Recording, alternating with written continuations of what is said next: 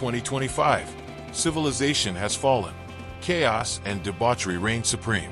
But even in the sewage of the new world, two voices of reason rise above the stench to guide you in the new world order. These two motherfuckers. Hey, hi, it's us again. Matt and James. I'm Matt. I'm not Matt. I'm the other part. I'm James, and this is Leftist Lens, where we go over the upcoming and the things that just passed that are important and relevant and enticing and just awful most of the time. Yeah, what we got for you this week, we got some news about Elon Musk again. It's not good. And the election being just 1 week away, we're going to cram a whole bunch of election content into this episode because this is the last episode you're probably going to hear. We will record one more before Election Day, but you likely won't listen to it before Election Day. Here, I'm going to do something this week, too, that we haven't done before. Because we get to the end of the podcast and we talk about alternative things that are less political and less social. And I'm going to throw out there that whoever sticks it out to the end and can tell us what we talked about at the end of the podcast, drop a comment on the YouTube platform or wherever you're watching this and let me know who you are. And I'll send you a free gift from the sponsor of this podcast. How about that? I'll get people listening to the end. Maybe. You can just skip to the end, but oh, you motherfucker. But awesome. Son of a bitch. Tell us what we talk about right before the ad break too. Yeah, I'm rethinking my strategy now. I may have just screwed myself. Anyway, here we are again. Where do we start? All right, well, we're going to start talking about Elon Musk. First thing we're going to talk about is the sweepstake he has going on, and only in battleground states. If you're a registered voter in a battleground state and you sign his petition, you're eligible to win $1 million every day up until the election. I don't know if he's actually been giving that away. I don't know. I know he did the first few days. I haven't looked since then. But the Department of Justice told him, hey, that might be illegal. I don't see any might about it. But I keep seeing, like I saw, and I generally take things that are reported by Snopes as being accurate. I don't know. I know they've done retractions, but I keep seeing things on Snopes that it's very unclear whether or not this is legal or illegal. All right. Well, we are not lawyers, but here's the text of U.S. Code Title 18, Section 597. Whoever makes or offers to make an expenditure to any person, either to vote or withhold his vote, or to vote for or against any candidate, shall be fined under this title or imprisoned not more than 1 year or both. Okay? Also, if you accept the money, you're guilty too. But because he's also giving you, if you're not registered to vote and you register, he gives you $100. How does that not fit into that text? Well, okay, I'm just going to play devil's advocate. In what I have seen from this so far, he's getting away with this because he's not telling people who to vote for. He's putting out like ideas, like if you're for freedom and the right to own a gun, you can be entered to this. So that he's implying as if registering for anybody, I'm not for freedom. Fuck freedom. It's just stupid. But he's dancing around this, and somehow I've seen that the fact that he's using the word sweepstakes in this means that he is not. There's semantics all over this fucking shit. True, but the sweepstakes is only for registered voters in 7 battleground states. Yeah. Like, I don't think you can join it. I can. Oh, that's right. Well, yeah. So he has set this up to be tangled up in a court case for a very long time, I think. But it definitely. I don't really care if he wants to give $1 million to people. I don't care. And they did explicitly say you have to be registered to vote, but you don't have to belong to any particular party, and you can belong to any party you want. So, yeah, I don't. It stinks to high heaven, and I hope it's illegal. I hope he gets nailed for it. But in terms of Elon Musk, there's another piece that's out there, and I did see this morning that the head of NASA has called for an investigation on Musk regarding his communications with our near peer adversary, Russia. This is alarming. I don't think the media is covering this with the urgency they should be. Yeah. And I've seen right wing. I made a TikTok about that this morning, that there are right wing accounts that are saying, well, he has these communications with people like Vladimir Putin because he's a defense contractor. Fuck no, he doesn't. Because if I have, and I work for a defense contractor, if I have communications with any foreign entity, much less a near peer adversary, if I don't report those contacts, and even if when I do, I'm going to have my fucking clearance investigated. It is explicitly stated when you consent to the clearance that you're granted, any communications with foreign agents need to be reported. And fuck you if you think that communications with the leader of the Russian Empire are going to be allowed to happen once they're reviewed by Department of Defense. So this is fucking disgusting. Yeah, in case we didn't introduce what we were talking about, because I don't think we did. The Wall Street Journal, who, by the way, is a right-wing newspaper, there's no two ways about that. Mm-hmm. They're the ones who broke this story, and they say Elon Musk has had regular conversations with Vladimir Putin since at least 2022. That's before he bought Twitter, by the way. The implication being that, did Putin want him to buy Twitter to spread Russian misinformation? Because Twitter absolutely spreads Russian misinformation today.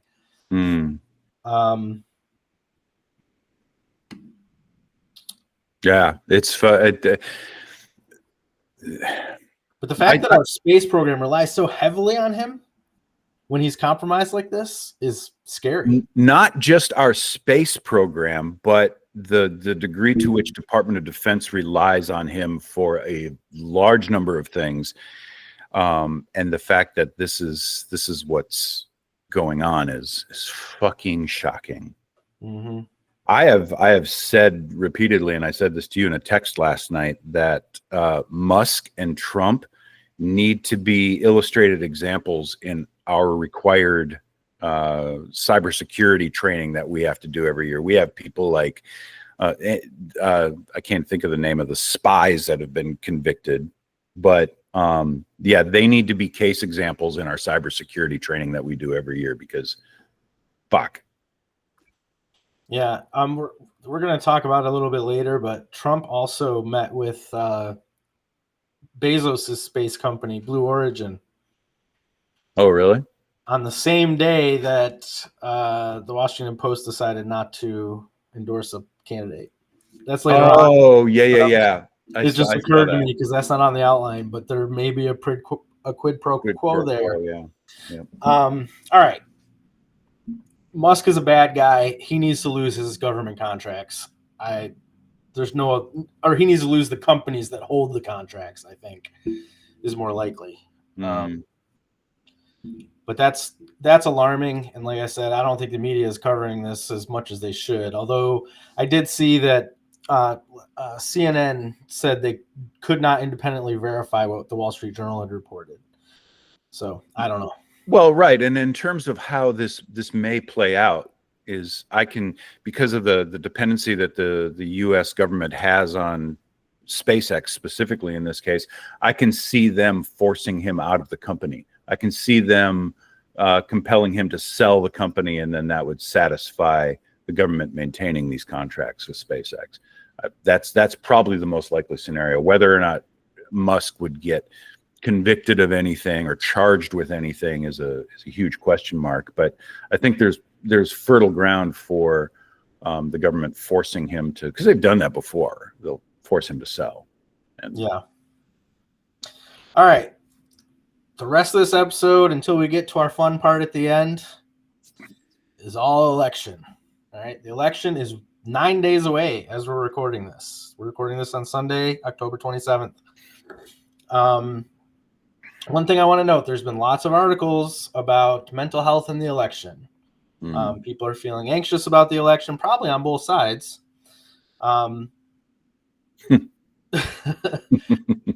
The national crisis line, the number is 988. You can text it, you can call it. They've increased their staffing in anticipation of more traffic related to the election. So don't be afraid to reach out to those folks if you're overwhelmed. Mhm. All right. Next thing, I just want to talk briefly about Erie. I've talked about it before.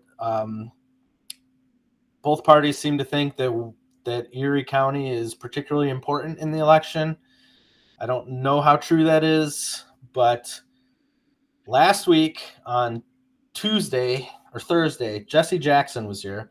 He was here explicitly to encourage young black men to vote, and I just wonder if young black men know who Jesse Jackson is. Yeah, true. Because he was very relevant in the 90s. Mm-hmm. Not so much lately. So I don't know. But anyway, he came here to do that. Yesterday, Bernie Sanders was here and J.D. Vance was here. That was J.D. Vance's second trip here. And on Tuesday, Bill Clinton's going to be here. So they're pulling out all the stops on Erie County, Pennsylvania. Mm. I don't know that I've ever seen that amount of effort. Have you seen the polling data for the state?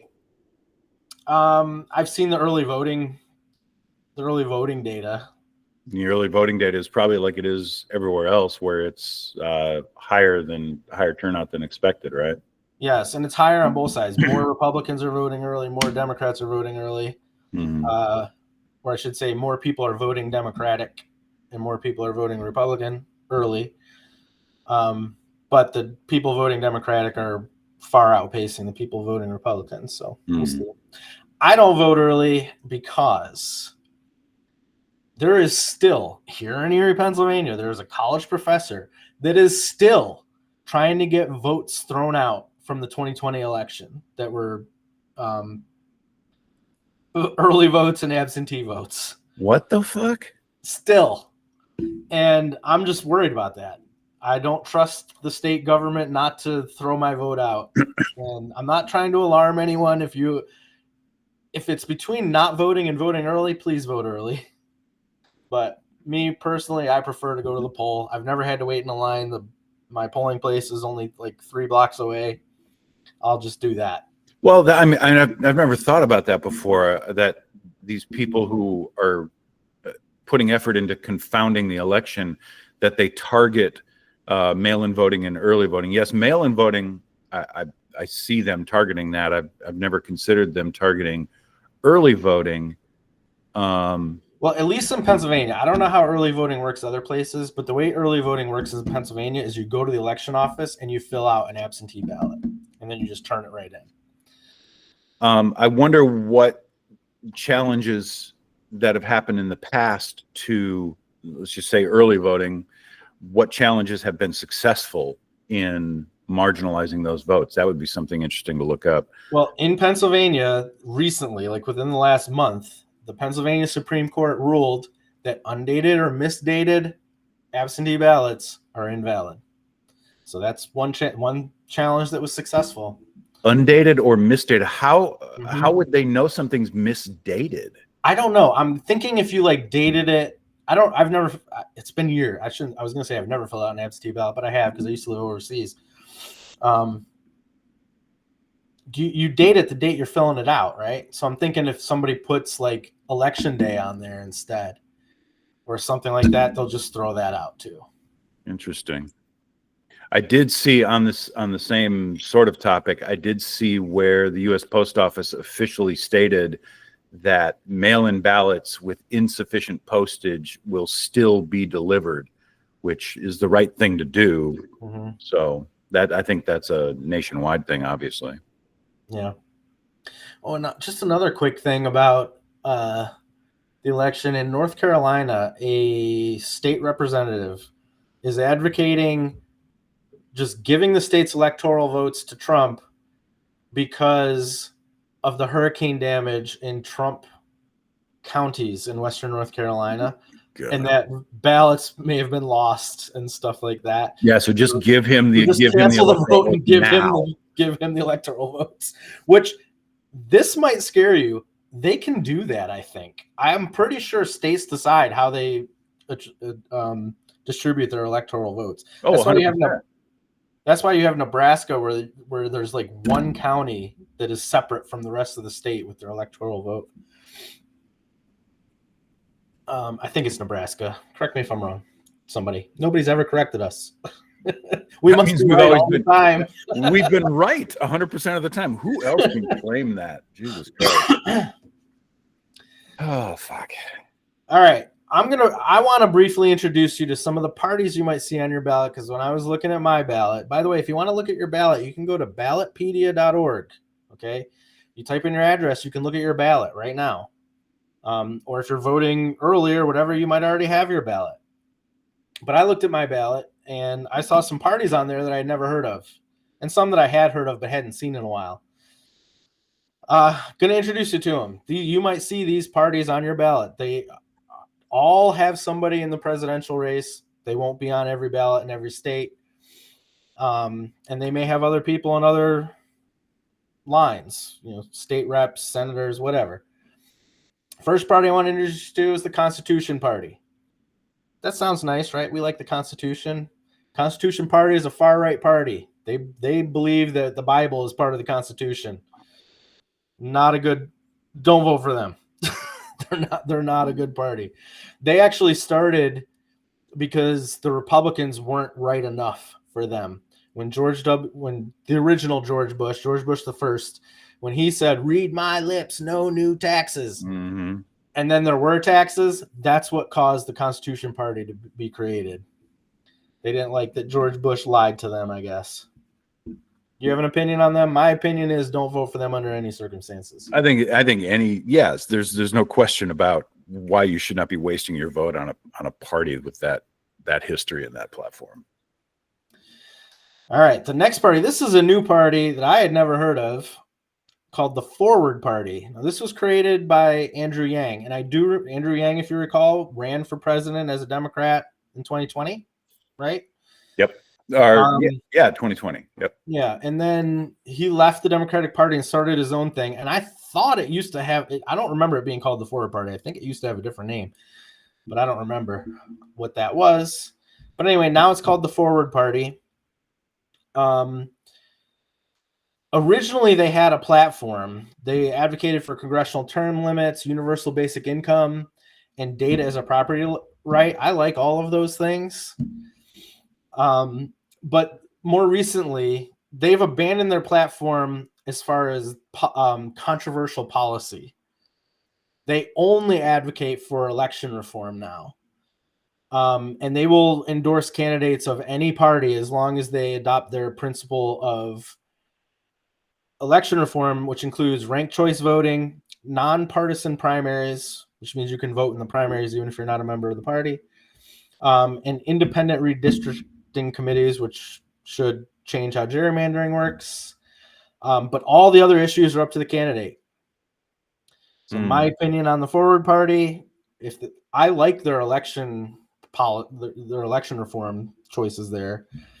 So if the candidate otherwise has policy in line with your morals, I say it's okay to vote for the Forward Party. What do you say? It makes logical sense to me. I think the points that you laid out in terms of the core of their platform with election reform, I don't know how anybody can oppose those things. So those seem like viable points. When we get to ballot measures, there's one state has a ballot measure to change their constitution to prohibit ranked choice voting. So we'll talk about that in a little bit. All right, then we got the Libertarian Party. I have been registered to vote as a Libertarian before. I'm sorry. I used to think I was a Libertarian until I listened to these people. Yeah, I was ignorant. All right, what the Libertarian Party believes in, they are the largest party outside the Democrats and Republicans by membership. They believe in the most limited government, and they want everything privatized. They want private, they don't want the government maintaining roads. They want that privatized. They don't want the government building roads. They want that privatized. Everything. Just imagine every road is a toll road. Every road, including your city streets, because it was all privatized. That's what libertarians believe in. I've said for a long time that libertarians are just Republicans with slightly less woo-woo in their recipe, and they tend to appeal more to Republicans than any other. Well, yeah, and they run as Republicans when they run. That's what Ron Paul always. He was Yeah. a top libertarian, and he always ran as a Republican when he ran for things. Mm-hmm. But yeah, I want to just quickly tell you the story of Grafton, New Hampshire. You may have heard this before. But libertarians found a small town in New Hampshire that only had about 1,000 people. And they're like, hey, if a bunch of us libertarians move there, we could take over the town government and make it a libertarian paradise. So they did that. They moved there. They took over the town council. They cut the town budget by 30%. The budget was $1 million. They cut 30% off of that. So now the town budget is $700,000. What happened? Well, potholes stopped getting filled. More importantly, trash stopped getting picked up because the government handled the trash there, and now they didn't have the money to do it. The town got overrun by bears. That's not a joke. That literally happened. So that's what libertarian governance gets you. You get your town overrun by bears. If you don't want your town overrun by bears, don't vote for libertarians. That's my opinion. Yeah, I remember this story. I remember that area. I've been to Grafton, New Hampshire, because when I lived up in Vermont, we'd go through New Hampshire quite often, so I remember that. If you want to know more about it, you can Google the Freetown Project. There's books about it and all kinds of stuff. You can read about that. All right, the next party. This is the fourth largest third party, the Green Party. You've probably heard a lot about them this year because Jill Stein is pretty popular among left-leaning people this year. Yeesh. Look, the Green Party's platform is not terrible. At least their stated platform. They believe in social justice, equality, women's rights. They support universal health care and free education. They're anti-death penalty, like all those things. They're anti-capitalist. I like that too. Yeah, how can you not like that? But they're also anti-socialist, and they advocate for a third option that they don't really define. So I don't know what they actually believe in there. They also seem to only care about presidential elections. They don't run many people in lower lines on the ballot. So I don't know how serious they are at actually getting a candidate into office anywhere.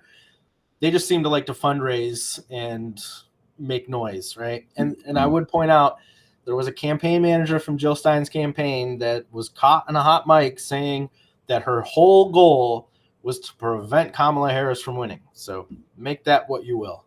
Mm-hmm. Jill Stein has shown herself to be a Russian operative pretty clearly of late. So why would they align with somebody as foul as that? Because I think the Green Party, I don't know if you remember the name Ralph Nader. Of course. Ralph Nader was one of the original Green Party stalwarts. And that you go from him to Jill Stein is fucking crazy to me. Yeah, so my opinion, don't vote for the Green Party this year. They don't really hold any lower seats anywhere, maybe 2 or 3 state legislator seats. They are on the Florida ballot that I completed this past week. That party, as well as the next one you're going to talk about, were also options on the top of the ticket.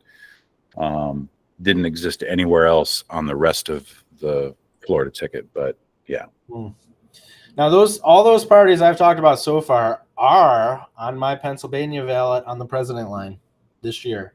Wow. All of them. This last one, they are not on my Pennsylvania ballot, but they are on several ballots across the state, and that's the Socialist Party.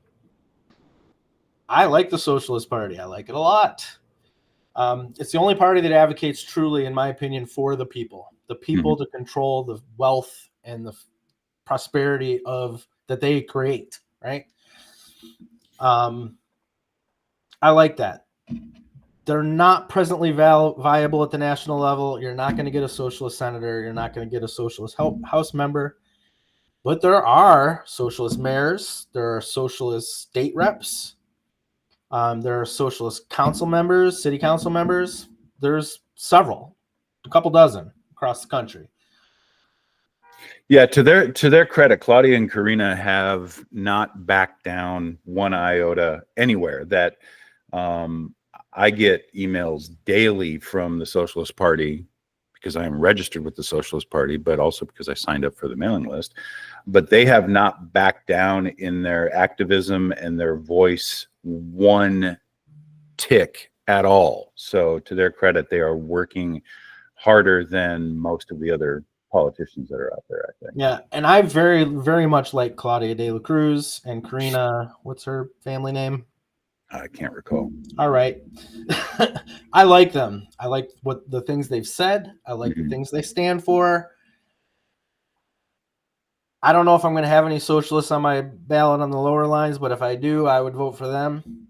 But on the presidential line,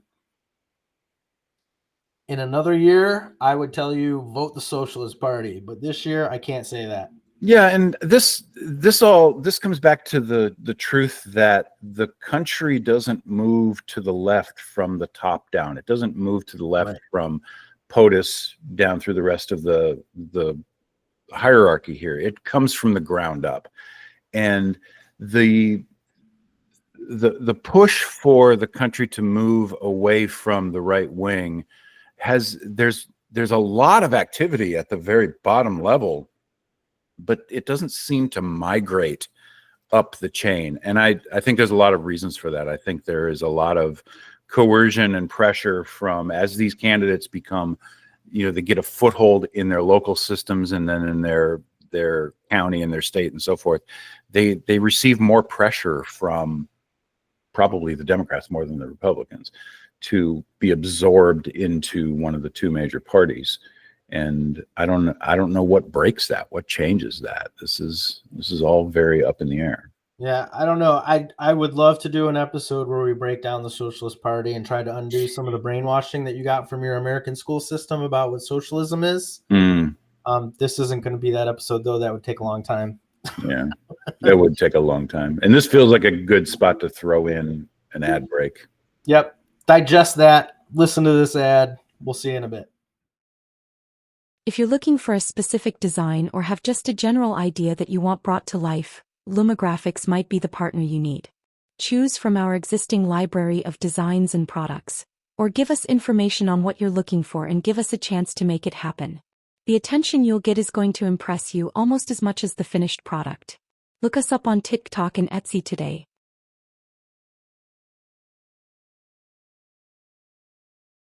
Hey, we're back. Thanks for participating in the ad break. If you did, and you win our sweepstakes this week. Yeah. All right. What we're going to talk about now is ballot measures. Now, first of all, I want to talk about something shady that they do in Pennsylvania. They don't put ballot measures on the Tuesday after the first Monday elections that we have every year, right? They put the ballot measures on the primaries because people that aren't in Pennsylvania, you have to be a registered member of one of the parties that is having a primary to vote in the primaries. Mm-hmm. So if you're an independent, you're not likely to go vote. Actually, everybody is less likely to vote in a primary, but independents in particular in Pennsylvania won't vote in the primaries because they think they can't. That's where they put the ballot measures. So guess what? Even if you're not a member of a party having a primary in Pennsylvania, please go vote in the primaries because there will be ballot measures on there. The next one is in May of 2025. There will be ballot measures on that ballot. Okay. But other states, they put the ballot measures on the November ballot. But you have to be registered with one of the two parties. No. In Pennsylvania, if you are not a member of the party, you can't vote for the people in the primary, but you can vote for the other stuff on your ballot. Oh, okay. Not related to the primary. Interesting. That's why they put it there, though, to get fewer people to vote on it so they can confuse more people and sneak shit in. They tried to do that with a constitutional amendment to outlaw abortion, and it did manage to fail. They did that in 2023, I want to say. Wow. It did fail, though, thankfully. All right, but speaking of abortion, several states have abortion on the ballot this year. There are numerous states that are trying to change their state constitutional to guarantee a right to abortion. Those are Arizona, Colorado, Florida. You've already heard James talk about Amendment 4 in Florida. Maryland, Missouri, Montana, Nebraska, Nevada, New York, and South Dakota.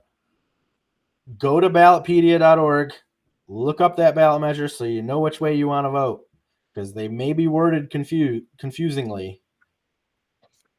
In the case of Florida, the Amendment 4 states explicitly to limit government interference in reproductive health care choices. And yeah, it can't be any more clear than that. I mean, we know who's gonna vote that down. We know the group of people that are going to do that, but that's how it's stated on the Florida ballot. And then if you live in Nebraska, there are 2 ballot measures about abortion. Initiative 434, which will prohibit abortion after the first trimester, except in cases of medical emergencies. Or Initiative 439, which guarantees a constitutional right to abortion. Okay, so think about those. Which one would you rather vote for? I would vote for 439 and against 434. You said that's Nebraska? Yes. All right, so abortion is on the ballot on all those states, so make sure you know what you're voting for. All right, the next thing that is on some ballots is about citizenship. Now, I have some thoughts on this. There are several states that are trying to prohibit state and local governments from allowing non-citizens to vote. Here's the problem I have with this. I think only citizens should vote on federal elections, and that is true. Only citizens can vote in federal elections. When they're talking about non-citizens, you might think they're talking about illegal aliens or something like that. They're not. All immigrants, until they're citizens, are non-citizens, but they can be residents. And there are plenty of reasons for a local government to want their residents that may not be citizens to be allowed to vote. And I don't think that should be prohibited. Any thoughts on that? It reeks of the same thing that is coming down from the top of the ticket in terms of xenophobia. It just doesn't sit right. So the states that are trying to do that are Iowa, Idaho, Kentucky, Missouri, North Carolina, Oklahoma, South Carolina, and Wisconsin. If you live in one of those states, go to ballotpedia.org, look up what the ballot measure is, and think hard about which way you want to vote on it. All right, now we're going to get into election-related things. Ranked choice voting. Alaska famously instituted ranked choice voting in 2020. Yep. They have a measure on the ballot in 2024 trying to repeal that. Oregon has a ballot measure trying to establish ranked choice voting for federal and state offices in Oregon. I would vote for that if I lived in Oregon. One of these is banning it. I don't remember. Oh, Colorado has one to establish ranked choice voting. So does Idaho.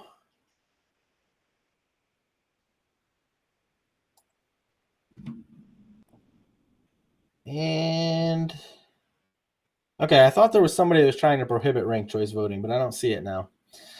But anyway, if you live in one of those states, if you live in Alaska, Arizona, Colorado, Washington, D.C., Idaho, Montana, Nevada, Oregon, or South Dakota, you have a measure related to ranked choice voting or some other voting issue. For folks that might not be familiar with what ranked choice voting is, can you break that down? Sure. In ranked choice voting, even if let's just make it simple, you have three candidates. You have Kamala Harris, Donald Trump, and Jill Stein. All right. Well, let's say I really don't like Donald Trump, but I really don't like Kamala Harris either. But I think she's got the best chance to win. I want to vote for Jill Stein. In ranked choice voting, you can vote. I put Jill Stein number 1, I put Kamala Harris number 2, and then I don't vote for Donald Trump. And the way that works, when they count your vote, they will look at everybody that voted for someone number 1.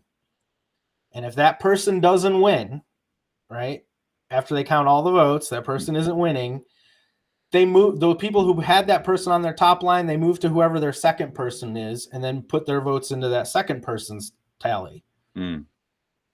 So it allows you to vote for a third party without, quote unquote, throwing your vote away like some people like to say you do. First of all, I don't believe you're throwing away your vote if you vote for third party. I'd rather you vote third party than not vote at all. However, I think this election is important enough that we shouldn't be giving votes to a non-viable party, considering the dire consequences of Donald Trump winning again.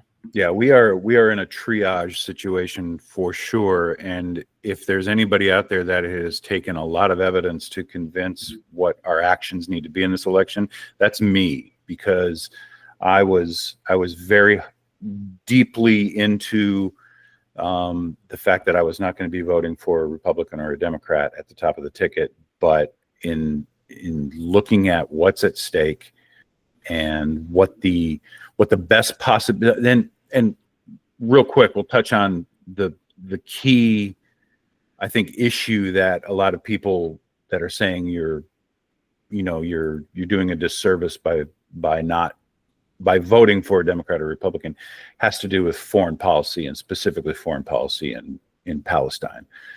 You have to come to terms with and recognize that the options that you have, there's only one of two people that's going to be sitting in the White House. There's no other possibility for anyone else to be sitting in the White House. So you have to look at those two people and look at where the best chance of modifying that foreign policy resides. That possibility doesn't exist at all with the Republicans. It does not exist. The possibility of modifying that foreign policy exists with the option of Harris in the White House. There is a chance that can happen. And Kamala Harris has called for a ceasefire. Donald Trump said Israel should finish the job. Yeah. And that's the dichotomy. The argument and the mindset of the people that are vehemently against voting for the Democrat in this case, I'm not talking about Republicans, I'm talking about the third party voters, is that they want it all right now. They want a decisive change in that foreign policy that is sending arms to Israel, that is contributing to the U.S. participation in this genocide. They want a decisive and solid alteration of foreign policy. Under no circumstances is that a reality. Under no circumstances is that going to happen. And so I understand the emotions behind saying, I am not voting for Harris because she's part of the administration that is supplying arms to Israel and participating in this genocide. I understand the emotions behind that. But if you're really looking at what's available to us what is in the best interest of the people of Palestine, you have to look at the fact that you will have the opportunity to influence change in the Democrat side of the ticket, sitting in the White House. You have no possibility of having any voice whatsoever for the people of Palestine if the Republican winds up in the White House. That is the fucking truth. Come to terms with it and deal with it and do the right fucking thing. I would say that's true of the Senate and House too. Mm-hmm. We need to have, the Democrats have to have the majority in both chambers of Congress. They have to. Otherwise, nothing will get done. Nothing will get done for 4 years. I mean, that's always been true, that there's a great deal of energy that gets put behind who sits in the White House, but the power that resides in Congress is immense. and you can have the shittiest person on earth in the White House. But if you have a Congress that has the ability to stop actions by that person, you have more power than you would if you had who you wanted in the White House. Right. Congress is where the power lies. Congress holds the purse strings. Congress can stop a bad president in their tracks. All right, some other ballot measures. Some criminal justice stuff is on your ballot in Arizona, California, and Colorado. Go to Ballotpedia. If you live in one of those states, look up what the ballot measures are, decide how you want to vote on it. The one I will point out that I don't like is in California. Proposition 36 will increase penalties for certain drug crimes. They want to change certain drug crimes from misdemeanors to felonies. I don't like the criminalization of drugs. I would be against that personally. But decide for yourself, do your own research. Okay, minimum wage is on the ballot in Alaska, Arizona, California, Massachusetts, Missouri, and Nebraska. Actually, Nebraska is not minimum wage. It's require employers to provide paid sick leave. They don't have that. What the fuck? Well, they don't have, I don't know. I've never been in a state where they provide paid sick leave if you're on an hourly wage. Like literally, I've never experienced Actually, that. I guess you're right. So to do that when you're on an hourly wage and your schedule changes from week to week, I support that being a reality, because what's the difference between somebody who gets sick that's an hourly worker versus somebody who's salaried? They're a person, and they experience the same dynamics in life. Why should one be compensated for it and the other not? It's insane. It is. But Alaska, you can raise your state minimum wage to $15 an hour and also require employers to provide earned paid sick leave with ballot measure 1. Do it. Vote yes on that. Arizona, your government is trying to pay tipped workers less. I would vote no on Proposition 138. California, you can increase your state's minimum wage to $18 an hour. Vote yes. Right? Right. Massachusetts, you can increase the minimum wage for tipped employees to make the state's standard minimum wage. They can't do that now? Like, I'm pretty sure they have that here. If your tips don't bring you up to minimum wage, they have to make up the difference, I think. Oh, I've never been in a state where I've experienced that. I've never heard of that. I've never been a tipped worker, but I was a commission sales guy before. My only pay was commission. Yeah. But if my commissions didn't equal the minimum wage, they had to pay me minimum wage in Pennsylvania. Wow. Okay. Which happened all the time because I'm a shitty salesman.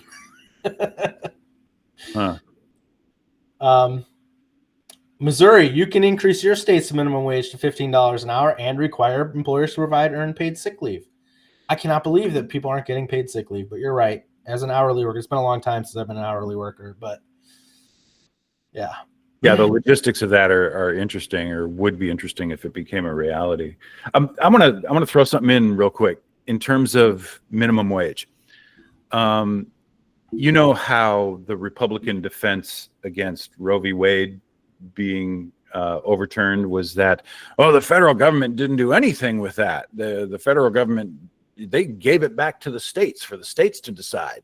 And the Republicans are all like, yes, states get to decide abortion issues. Yay us.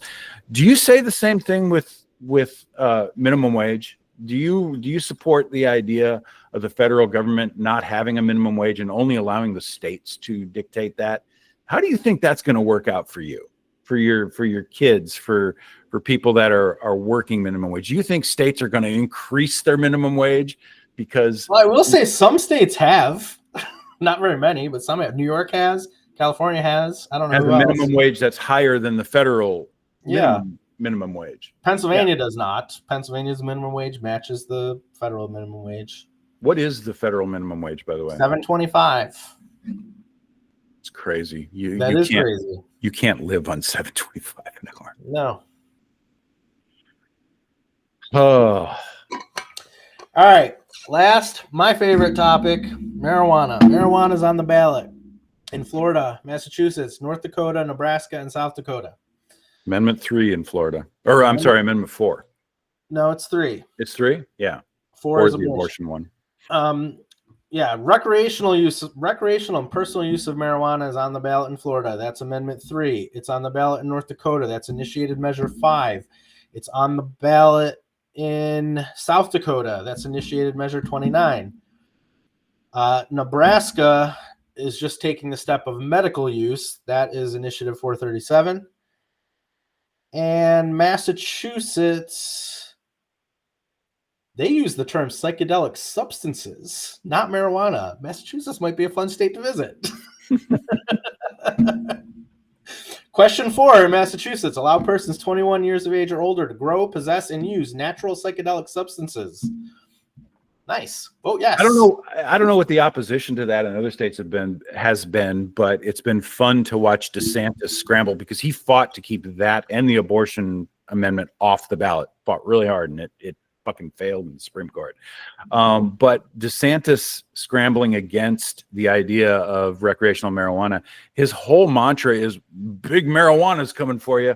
Big marijuana is gonna take things away from you. And he has no fucking, he's fucking clueless about it. I have a very strong feeling, because I remember this was on the ballot in 2016 for medical. And it did not pass in 2016. It did pass in 2020. I have a very strong gut feeling that that amendment is going to pass in Florida. And it's a fucking win for the state across the board. The tax revenue that comes in from that, and we hate taxes, right? But the tax revenue that is going to come in from that is huge. Mm-hmm. And yeah, the fucking, it creates jobs. Yeah. There's all kinds of good about it. Reduces the burden on the police to enforce the bullshit laws against it. Yes.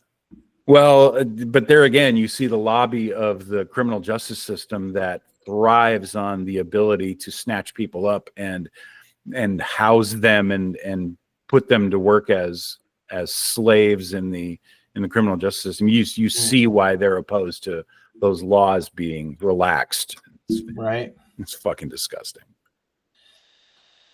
All right. Well, there's your primer on the ballot measures that you might face when you head to the ballot box next week.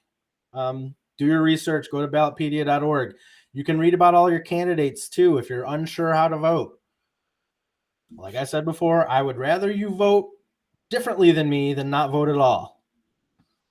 And I will come back to, and on that note, I want to remind people of what I observed this past week with some of the people that I work with. And I work with a lot of very deeply entrenched right-wing idiots. And two of the most right-wing individuals that I work with informed me the other night that they don't vote. They have never voted, and they have no intention of voting. They just they don't know anything about any of the candidates. They lap up all the propaganda from the talking heads that support their side of the ideological existence, but they have never voted. They do not vote, and I bet you that's pretty fucking common with the rest of everybody else I work with. They don't vote. Yeah, I mean, a good turnout in the United States is when like 50% of registered voters vote. It's fucking unreal to me.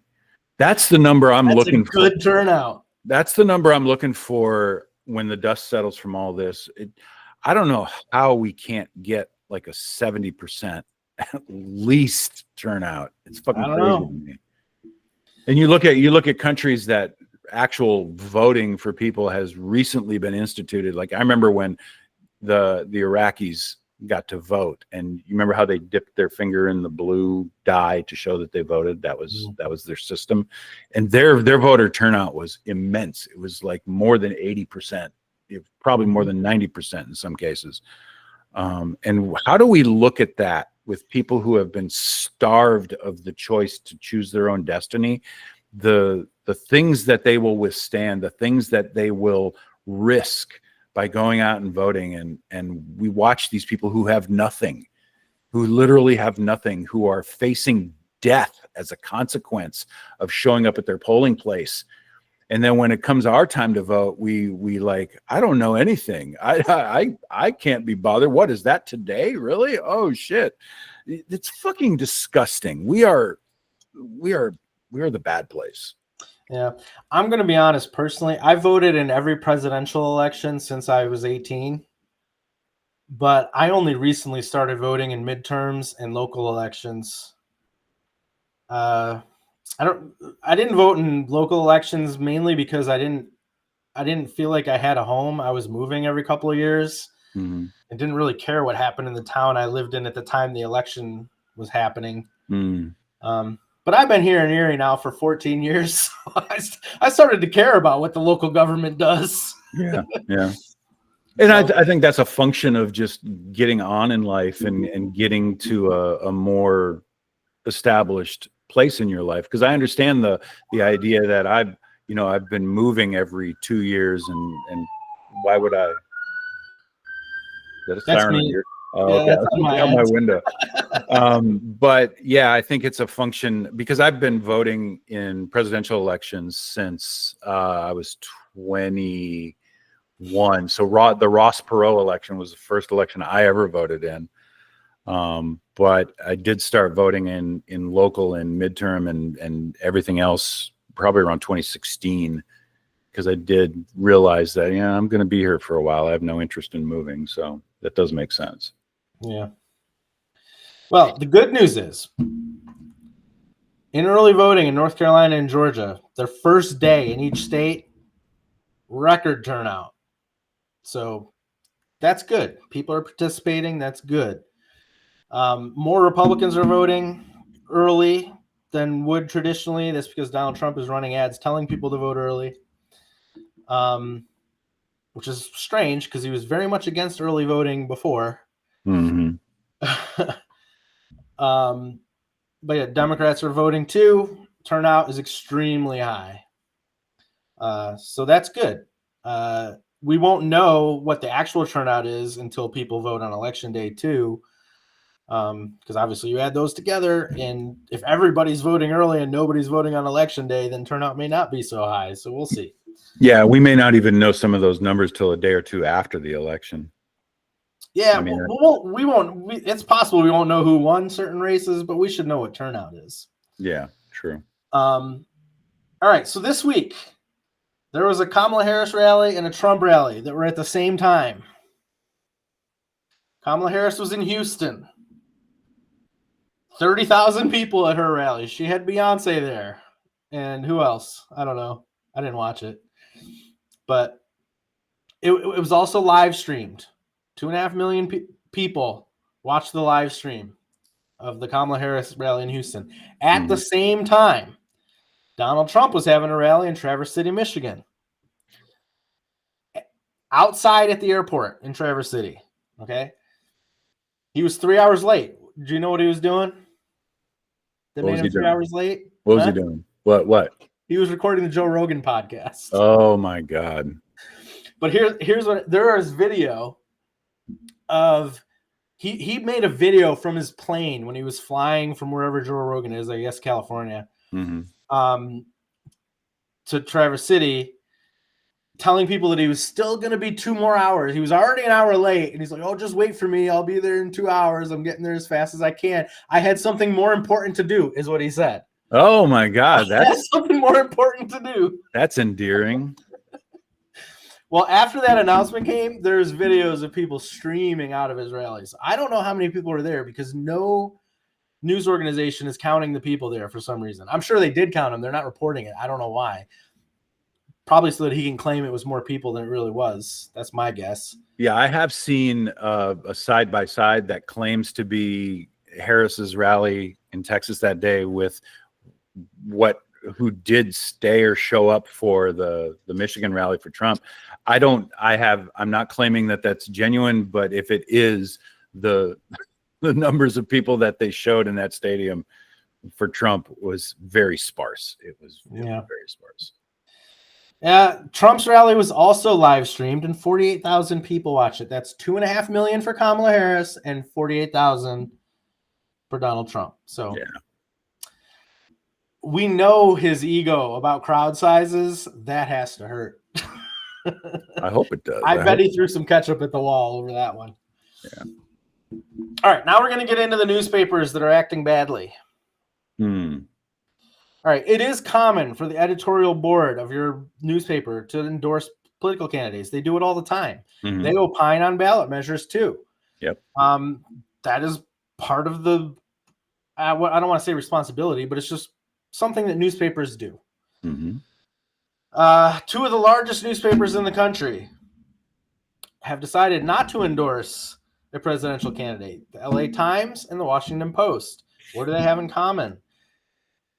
They're both owned by billionaires. LA Times is owned by Patrick Soon-Shiong. I forget what he did. He created some company, became a billionaire, bought the LA Times. And Jeff Bezos owns the Washington Post. Editors at both newspapers resigned over this. Both editorial boards had written endorsements for Kamala Harris and then were told by their owner not to publish it. We're not getting involved in politics, is what Jeff Bezos said. Hmm. The editors at the Washington Post said that they were explicitly told by Jeff Bezos not to endorse Kamala Harris. Jeff Bezos' spokesperson says that's not true. So believe what you want. Did they think that did people like Bezos and so on think that this was not going to get out in terms of their meddling with this and their meddling with their editorial boards?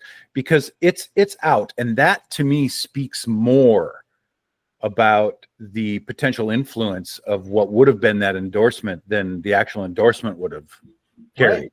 It's so this has backfired on these organizations heavily, and I hope that turns into something positive. Yeah, and I think I mentioned it earlier, but Donald Trump met with executives at Blue Origin, Jeff Bezos' space company that is a competitor to SpaceX, on the same day that the newspaper was announcing they're not going to endorse Kamala Harris, and people are wondering if there was a quid pro quo there. I don't know, but that should be investigated, I would think. Oh, you know what? Other space news, Boeing is trying to sell their space business. I don't know. I was just looking at that on Google News. Yeah, they're getting out of it. Given the problems they're having, they're trying to focus on their core, which is building planes. Which is trying to raise cash too, because they're still dealing with that strike. That's right. Yeah, they're losing billions of dollars a day. But yeah, billionaire owners involving themselves into the opinions of their editorial board is not right, I don't think. Mm-hmm. But yeah, if a billionaire wants you not to vote for someone, that's a good reason to vote for that person. Exactly. Yes. That is a good metric. metric. For billionaires. I don't know how my dog knows we're almost done. It starts bugging me. Like we got a couple lines left. All right. What is Trump doing today?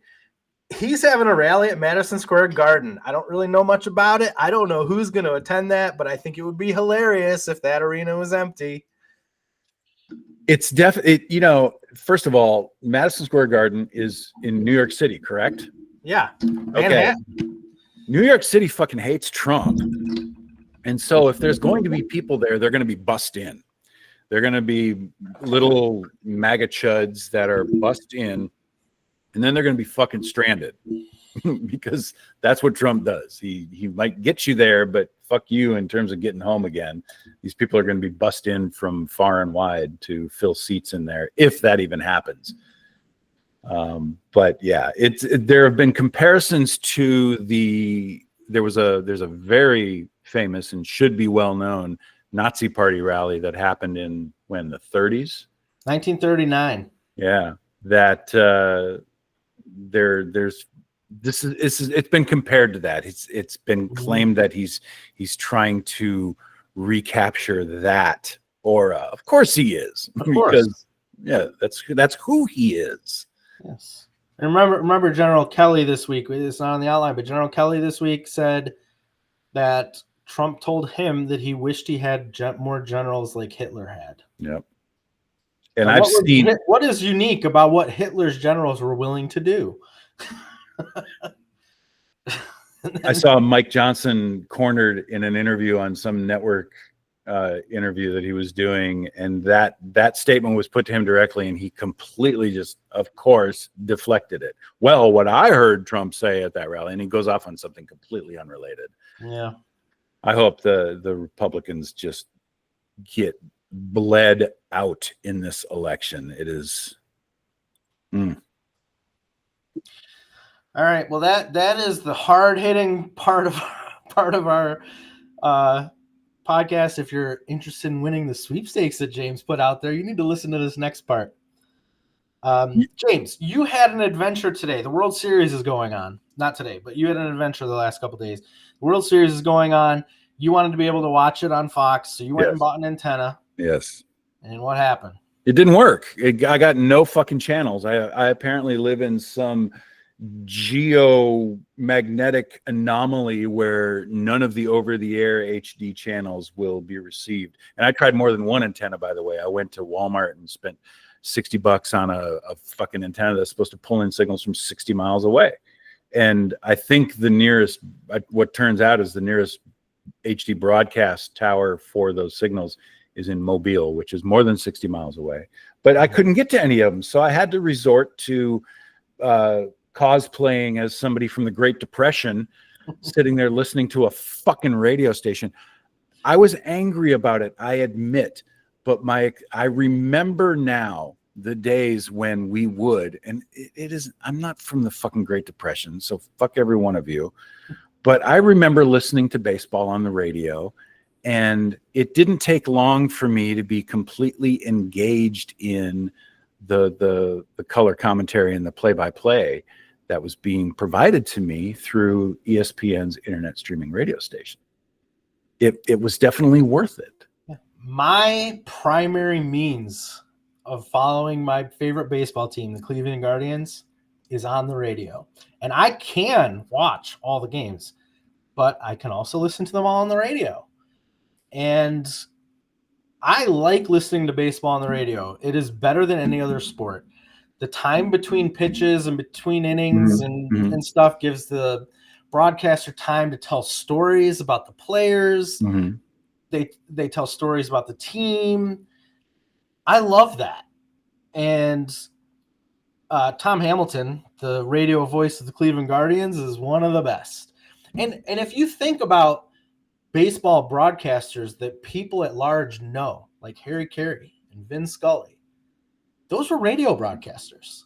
Oh, wait a second. You cannot leave Bob Uecker out of this. Bob Uecker, I grew up with Bob Uecker as the voice of the... I've never lived in Milwaukee, but yeah. Yeah, the Milwaukee Brewers. Bob Uecker was, in fact, in one of the greatest movies ever made, Major League, which is just a fantastic... The sequel sucks, but Major League was fantastic. But I grew up with Bob Uecker providing, radio broadcasts for the Milwaukee Brewers. Yeah, so it is normal for me to put on Tom Hamilton and listen to the Guardians games all summer long. And then if I want to see the highlights because something happened and I want to see it, MLB.com puts up what they call a condensed game after every game all season long. And they're doing it for the World Series now. And what that shows, it only shows pitches that led to things happening. So you don't see ball one, ball two, strike one, but you'll see that fourth pitch that gets hit over the left field fence, right? Yeah. So you can watch an entire game in 15 minutes. It's a good way to watch the highlights. I don't know that I would want to watch the regular game that way, but I usually already know what happened, but I just want to see how we got there. So I'll watch the condensed game. But yeah, listening to baseball on the radio is preferred. Plus, the Guardians TV team is Matt Underwood and Rick Manning, and they're okay. I like Rick Manning. Matt Underwood is okay, but Tom Hamilton is elite. I love listening to him. He's poetic.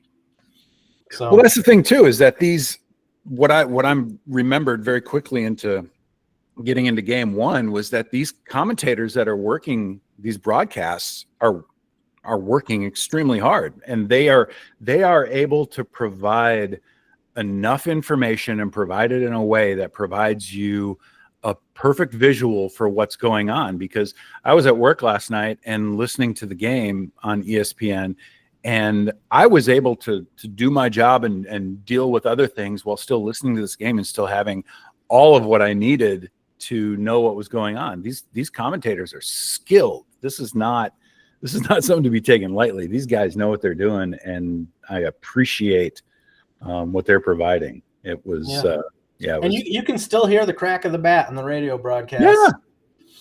So I love baseball on the radio. Even though I can watch most games, I tend to listen to them on the radio. So I'm glad you came around to enjoying the radio broadcast. Yes, I went into it begrudgingly, but now I'm looking forward to the next game. 3 is Monday night. Dodgers are up 2-0 against the Yankees. I love to see the Yankees suffer. I like to see Yankees fans crying, and they're weeping heavily lately. I think nobody likes the Yankees but Yankees fans. I think Freeman is on track to because he came through with another home run in last night's game. I think he's on track to be the MVP for the series. And one item of concern is that Ohtani apparently got injured sliding. I think he was sliding into second and looked like he injured his shoulder. Yeah, I think they said it was a subluxation, which that's a dislocated shoulder, right? I think so, yeah. And they said they're optimistic that he can still play. I don't know. Yeah, I saw the I think it was I don't know if it was a team physician or one of the coaches talking about his range of motion is good, and it would be a shame.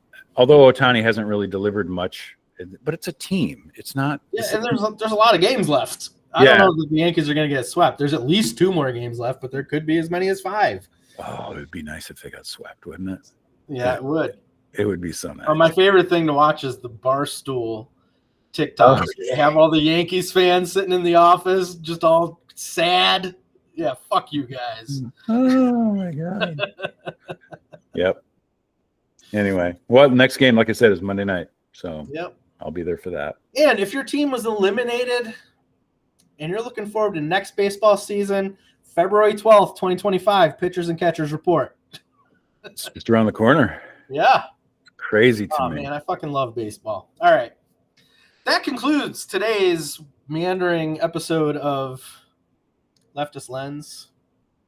Yeah, so next recording next Sunday morning will be just a few days before this fucking election. Mm-hmm. And we are looking to probably record something on Wednesday morning. So are we going to skip Sunday and just do Wednesday?